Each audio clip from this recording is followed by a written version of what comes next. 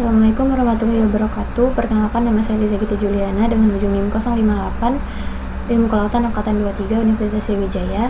Baik, di sini saya akan menyampaikan materi tentang skydiving atau scientific data analysis dan visualization untuk memenuhi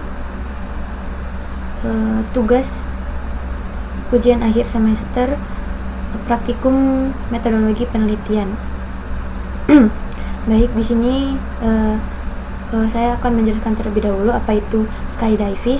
Skydiving atau scientific data analysis dan visualization adalah perangkat lunak open source yang dirancang untuk analisis data ilmiah dan visualisasi grafik.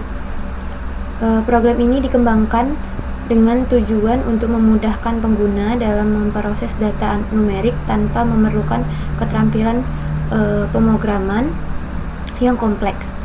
Kemudian skydiving ini memiliki kelebihan, yaitu contohnya seperti skydiving dapat digunakan secara gratis dan kode sumbernya terbuka, sehingga dapat dimodifikasi atau dikembangkan sesuai kebutuhan.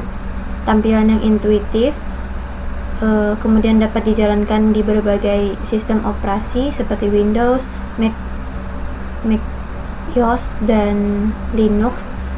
Kemudian membantu berbagai metode analisis data seperti regresi linier, polinomial, dan lain sebagainya.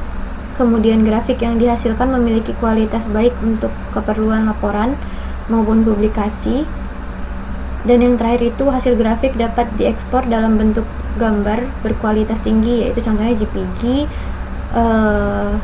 PNG, PDF, dan lain-lain. Kemudian kalau ada kelebihan pasti ada kekurangan. Nah, kekurangan dari skydiving ini yaitu tidak sekomprehensif perangkat lunak statistik seperti R dan Python, sehingga kurang cocok untuk analisis big data atau pemodelan yang kompleks.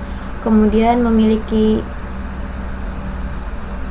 ketika menangani dataset yang sangat besar, performanya bisa melambat atau tidak seefisien software berbasis pemrograman lainnya. Yang terakhir yaitu walaupun mendukung visualisasi yang cukup baik, kemampuan kustomisasi grafik tidak selengkap perangkat lunak modern lainnya. Kekurangan lainnya dari skydiving ini adalah pembaruan perangkat lunak yang tidak dilakukan secara rutin, sehingga kadang terdapat bug atau fitur yang tidak kompatibel dengan sistem operasi terbaru. Nah, langsung saja mungkin cara menggunakan skydiving. Sebelumnya kita dapat mengunduh skydiving ini melalui Google Chrome kalau laptopnya Windows. Ke Google Chrome, terus ketik aja skydiving, download skydiving. Nanti ada halamannya, diklik lalu ada pilihan download skydiving. Nanti dia bisa di-download di halaman itu. Nah, setelah terdownload, cara penginstalannya juga mudah, dapat dilakukan dan dapat diikuti melalui modul atau video pengajaran lainnya. Oh ya, untuk pendownloadan skydiving ini juga cukup mudah dan penginstalannya juga cukup cepat. Nah, di sini saya akan melakukan pengolahan data. Di sini saya sudah menyiapkan beberapa data seperti data suhu dan TDS, kemudian persentase tangkapan, suhu dan kedalaman, lalu kedalaman dan jumlah fitoplankton yang terdapat di dalam kedalaman tersebut. Nah, di sini saya pertama akan ambil dulu data yang suhu dan TDS ini. Kita akan masukkan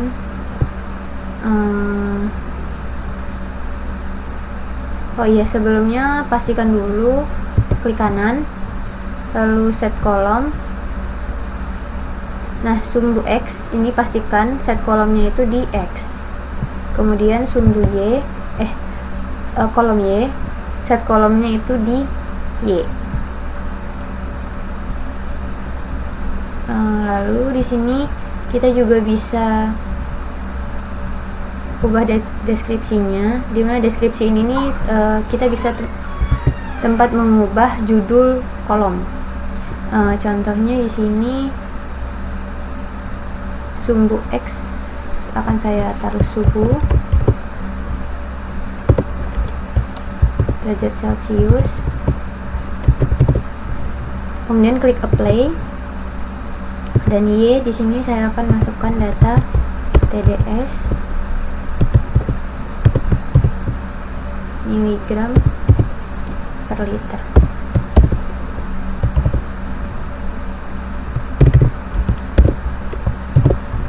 Kemudian klik apply. Nah, kemudian kita ke type. Nah, dua kolom ini akan saya jadikan numerik karena saya akan memasukkan angka. Dan di sini kita juga bisa mengatur digit desimal yang kita inginkan. Kemudian klik apply. Nah, kalau udah, di sini kita bisa masukin datanya.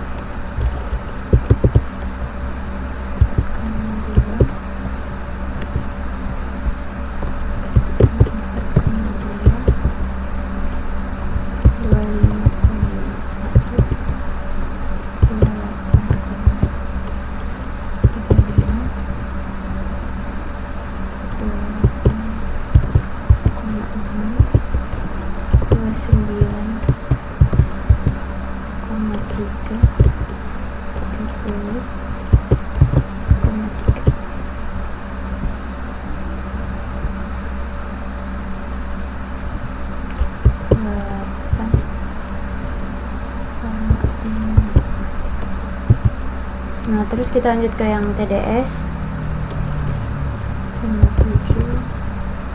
83 121 143 171, dan yang terakhir itu 4330.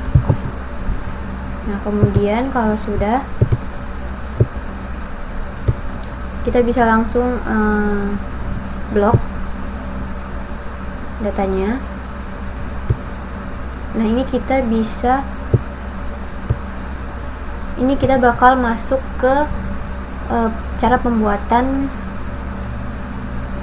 grafik batang. Ini kita blok dua data yang sudah kita masukkan tadi, kemudian klik kanan, pilih yang plot, kemudian vertical bar. Nah, nanti hasilnya akan jadi seperti ini.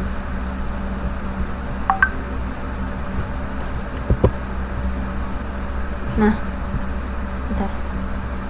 Ini bisa kita ubah judulnya.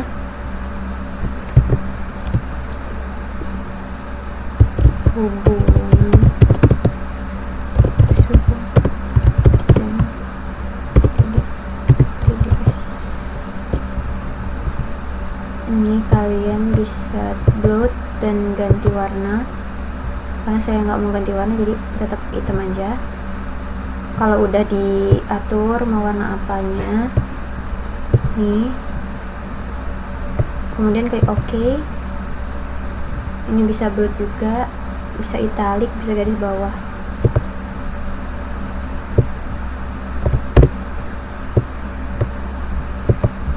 Lalu klik apply, OK. Nah, kemudian di sini kita juga bisa ubah suhu sesuai keterangan.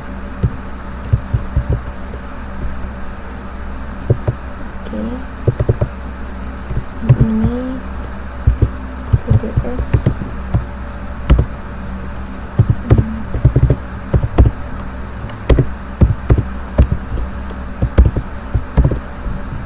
apply, oke.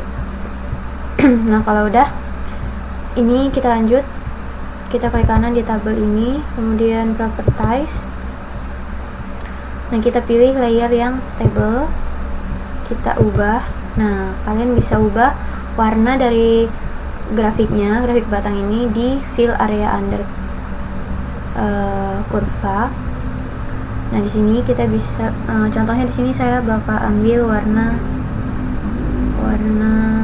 hijau Tosca. Oke. Apply. Bisa juga di sini diubah-ubah sesuai keinginan dan sesuai kebutuhan. Untuk garis tepinya, garis pada grafik ini. Nah, kalau sudah, tinggal klik OK. Nah, ini hasil dari hubungan suhu dan TDS, di mana dapat kita lihat semakin naik suhunya, maka TDS akan semakin naik juga, jadi berbanding lurus. Kemudian kita lanjut ke data berikutnya. Oh ya, kalian bisa klik di sini cara menambahkan kolom ya. Klik kanan di blok, kalau klik kanan terus bisa add column. Kalau kalian nggak mau kayak gitu, kalian juga bisa langsung ganti datanya aja.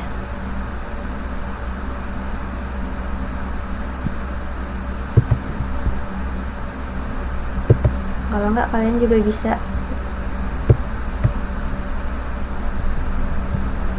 oh iya, untuk pengunduhan grafiknya itu dengan cara klik kanan di sini, lalu pilih export layer.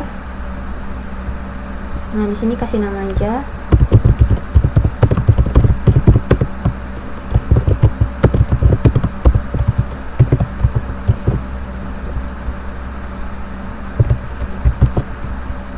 Terus file of type-nya sini saya pilih yang PDF.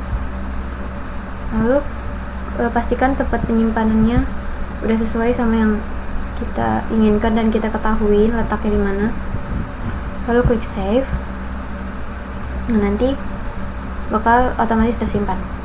Nah, kemudian kita lanjut ke data berikutnya, yaitu kita akan membuat diagram pie. Diagram pie kita, oh ya, kalau mau buat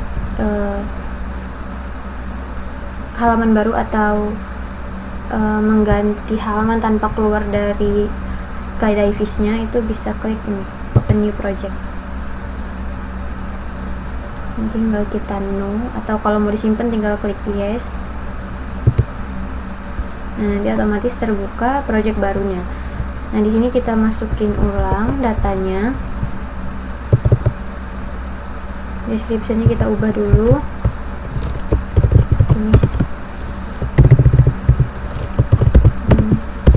Kan apply. Yang Y-nya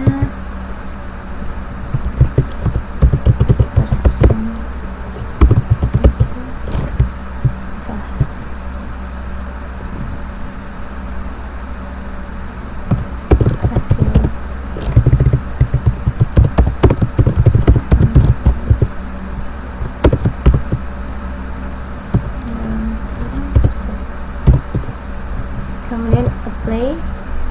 Nah, sama klik kanan set kolom, pastikan dia ke X, ini juga Y. Nah, terus di sini kita masukin KPKP.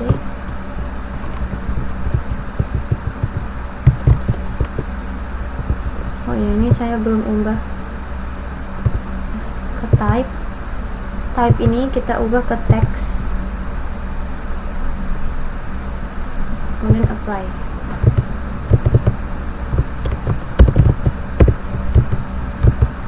Nah, dia nanti bakalan baru muncul ikan KPKP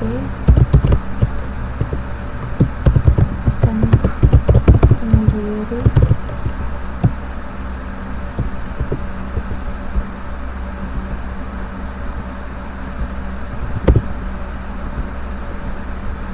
Mungkin untuk masukin datanya saya bakal skip biar nggak memakan waktu. Nah, datanya udah saya masukin. Di sini jenis ikannya Tapi kita lihat ya di sini ikan KPKP, ikan tenggiri, ikan kakap, ikan kerong, ikan beladang, ikan kue, ikan bawal, ikan belana, dan ikan tala-tala sudah saya masukkan. Kemudian persentasenya 21, saya ambil yang 1 inci ini di mata jaring 1 inci persentasenya. Nah kemudian ini pastikan type-nya dia numerik, apply. Kalau udah di sini kita bisa gini, pilih, klik kanan, kemudian kita plot, kita pilih yang pi. Ini kita ambil satu kolom aja, kita pilih plot, kita pilih pi. Nah nanti bakal didapetin gini. Keterangannya di sini kita juga bisa ubah.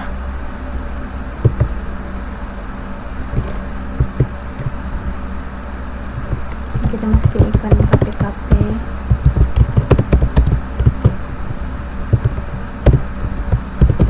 ikan tenggiri, ikan kakap, ikan kerong, ikan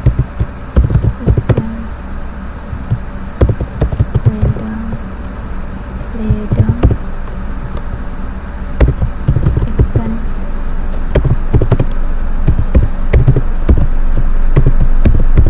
kue, ikan bawal,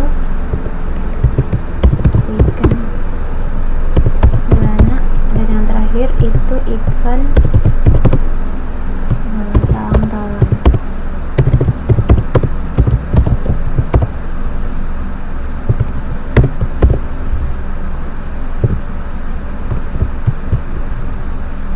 Di sini bisa dipilih ya, ini bloat, italic atau garis. Kemudian kita apply, kita lihat terlebih dahulu.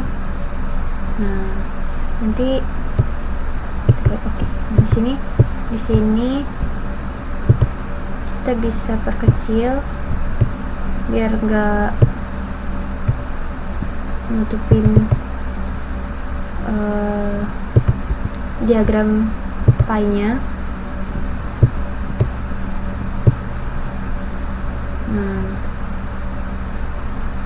Dapat dilihat ya dimana dari satu tangkapan dengan kail pancing 1 inch ini di daerah perairan dapat kita lihat yang paling dominan di sini adalah di 24%, yaitu ikan kerong warna biru laut, dan yang berada di tangkapan nomor 2 paling banyak yaitu ikan KPKP di 21%. Yang kedua itu ada ikan kue di 13%, dan di tingkat keempat itu ada ikan beladang dan ikan kakap di sini, yaitu sama-sama 11%, dan diikuti dengan ikan-ikan lain dengan presentasi yang lebih rendah. Nah kemudian ini kita jangan lupa di save, klik kanan, export, layer, kita kasih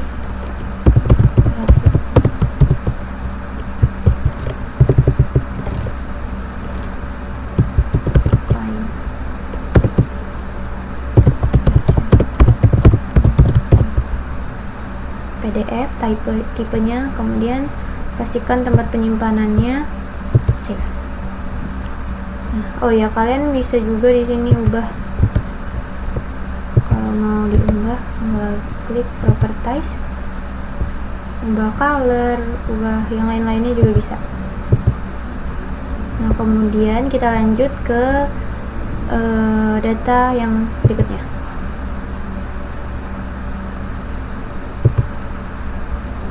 Nah, di sini kita bakal pakai data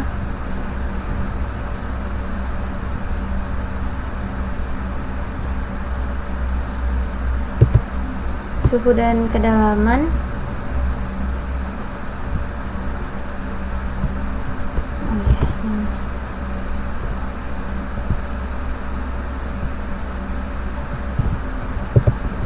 Nah, ini kita masukin dimana data kedalaman itu pasti berada di sumbu X, ya, sumbu X.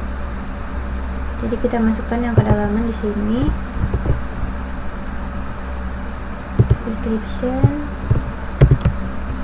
kedalaman, dan kurung meter, apply, tipenya numerik, benar, apply.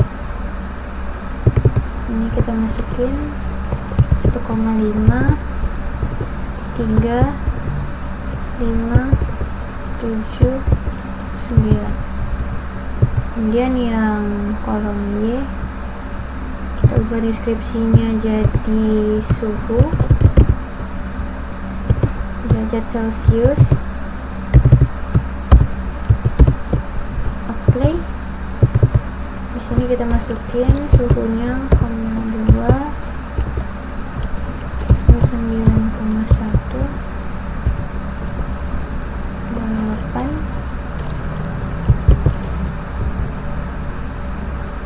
7,2, 26,5. Nah, kalau udah, langsung kita blok. Oh ya, ini tadi pastikan juga ya, ini set kolomnya X, ini set kolomnya Y. Nah, kalau udah, di sini kita pilih, terus klik kanan, kemudian plot, kita pilih yang line. Maka hasilnya nanti bakal jadi seperti ini.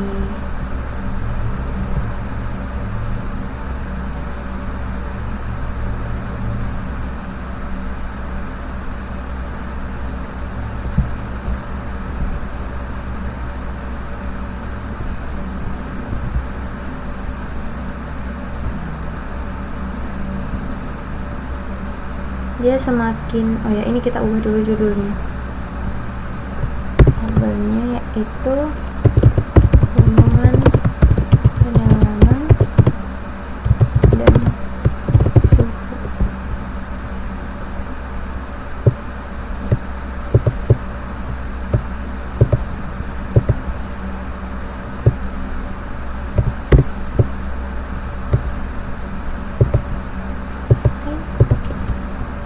Nah, di sini kita ubah sumbu X-nya kedalaman,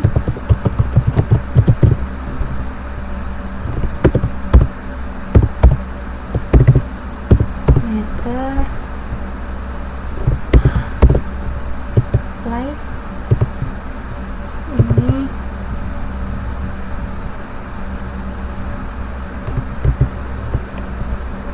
suhu.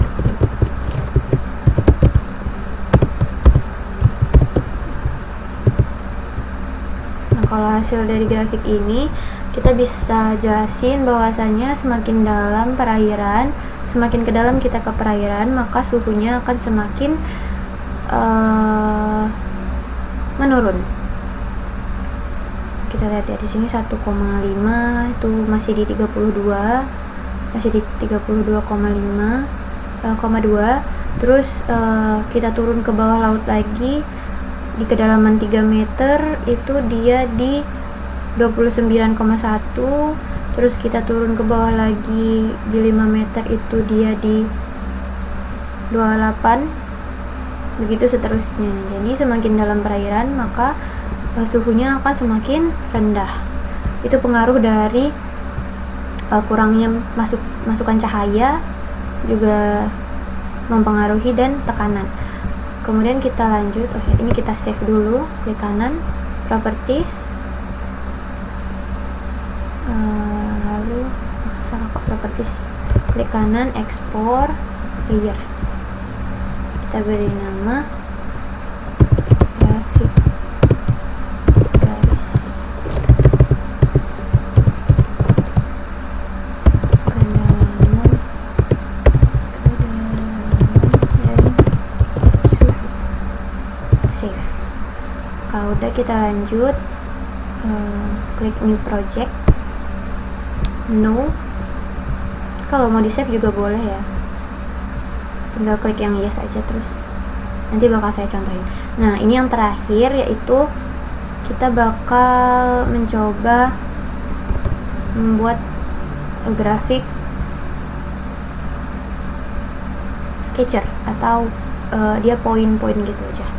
Nah, kita masukin datanya lagi.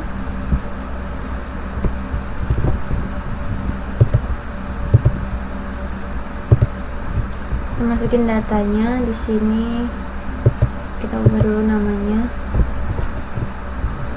kita ubah dulu deskripsinya,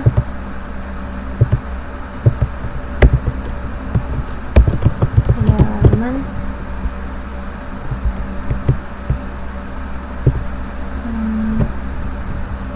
jumlah hitung,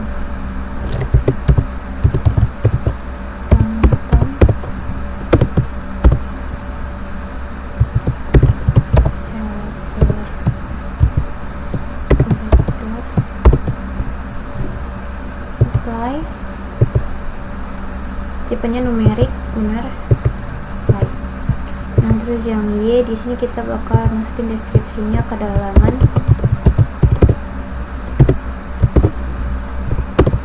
meter, by, tipenya numerik. Nah, kalau udah di sini kita masukin data-datanya 1,9.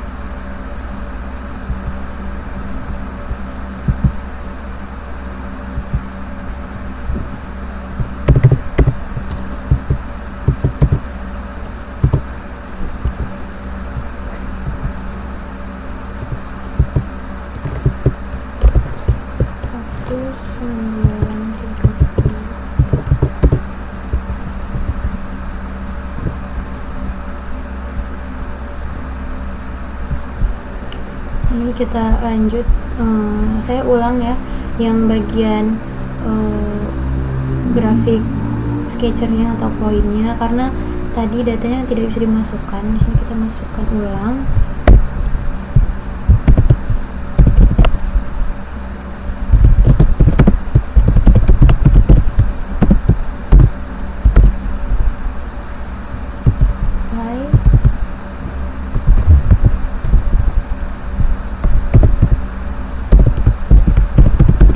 Kita tulis kandungan bukan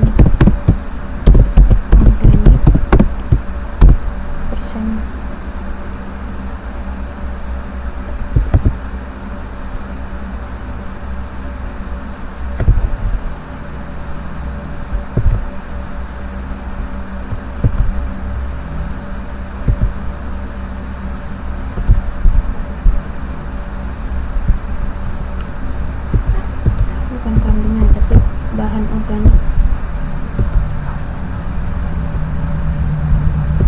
play.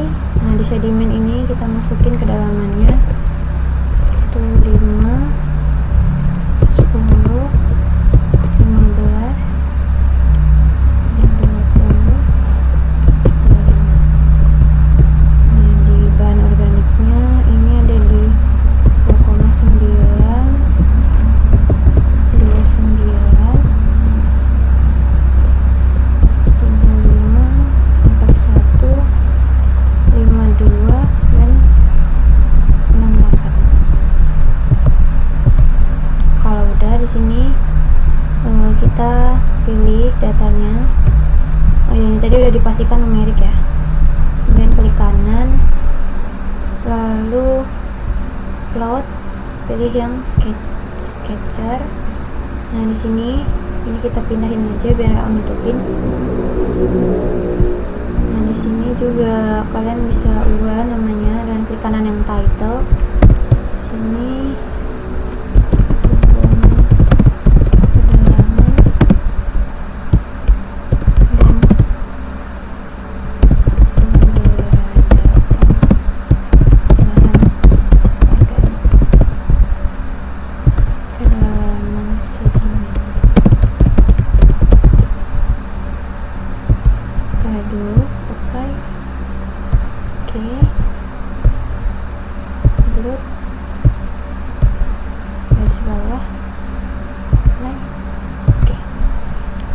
kemudian di sini kita ubah di sini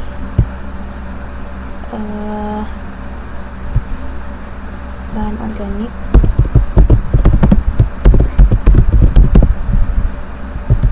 Oke, dan di sini dalaman sentimeter. Oke. Nah, dapat kita lihat ya, semakin berarti ini bahan organiknya kedalamannya. Jadi semakin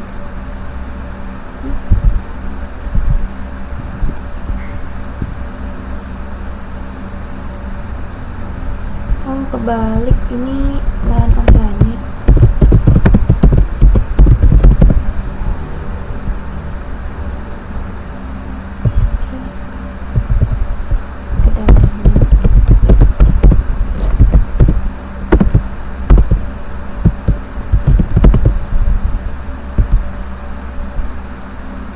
Jadi semakin dalam kita ngambil sampel sedimen, maka bahan organik yang terkandung di dalam sedimen itu akan semakin rendah. Kita lihat ya, di 5 cm pertama itu bahan organiknya ditemukan di 68. Kemudian ini persen ya satuannya, ini persen satuannya.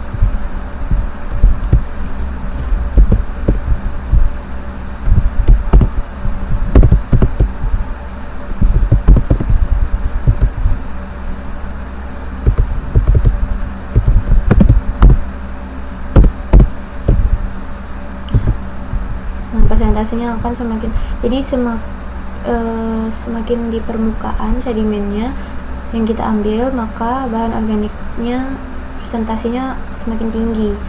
Semakin dalam, maka persentase bahan organiknya juga semakin rendah. Nah, penyebabnya bisa jadi karena pernyataannya tadi kan, semakin dalam sedimen maka kandungan bahan organik menurun karena si bahan organik di lapisan atas terus mengalami penguraian oleh mikroorganisme, sementara lapisan bawah tidak mendapat tambahan bahan baru. Seperti kalau yang di permukaan itu kan dia mungkin bakal ada endapan baru dari luar, pengaruh-pengaruh dari permukaan perairan, sedangkan yang di sedimen dalam tidak akan terpengaruh karena sudah tertutup oleh sedimen permukaan. Kemudian karena faktor oksigen yang rendah dan tekanan yang tinggi di kedalaman membuat proses dekomposisi berjalan lambat sehingga bahan organik yang tersisa di kedalaman sedimen yang paling dalam itu akan semakin sedikit. Ini juga kita dapat klik kanan, kemudian export layer, kita kasih nama